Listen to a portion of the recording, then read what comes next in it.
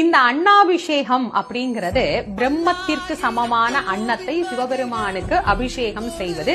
சிவபெருமானுக்கு அபிஷேகம் பண்ணக்கூடிய அந்த ஒவ்வொரு பருக்கையும் ஒரு சிவத்திற்கு சமம்.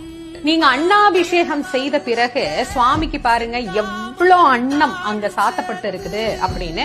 ஒவ்வொரு பருக்கையிலேயும் ஒவ்வொரு சிவத்தை நம்மால் காண முடியும்.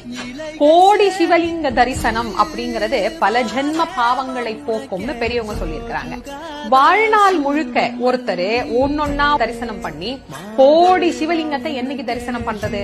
அதனால சிவபெருமான் என்ன சொல்றாரு, அன்னாபிஷேகம் செய்யக்கூடிய அன்று, அதாவது ஐப்பசி மாதம் பௌர்ணமி அன்று அன்னாபிஷேகம் செய்துவிட்டு ஒவ்வொரு பருக்கையிலேயும் ஒரு சிவத்தின் ரூபத்தை நீங்கள் காணலாம்.